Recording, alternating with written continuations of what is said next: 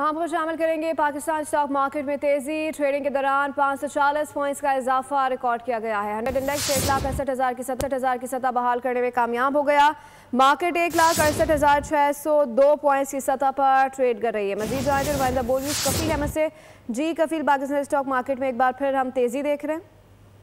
जी, stock market में अगर हम बात कर रहे हैं तो पिछले 2 रोज से जो है वो तेजी का रुझान देखा जा रहा है और मार्केट आज भी जो है वो 1,223 पॉइंट के इजाफे के बाद एक मरतबा फिर काफी अर्से के बाद जो है वो 1,69,000 का जो लेवल है उसे बहाल करने में कामयाब हुआ इंडेक्स। और इस पर जो करंट इंडेक्स है वो 1,223 पॉइंट का इजाफा मार्केट में और 1,69,286 के लेवल पे मार्केट जो है वो ट्रेड करे। तो ओवरऑल सेंटिमेंट पॉजिटिव है और जो अगर आप ये कहें कि मार्केट के अंदर जमूद तारी था 1,61,62 के हवाले से, अब मार्केट जो है वो खासी तेजी का रुझान है और मार्केट सेंटिमेंट जो है वो मस्बत है। कफील अहमद आगाह कर रहे थे, आपका शुक्रिया।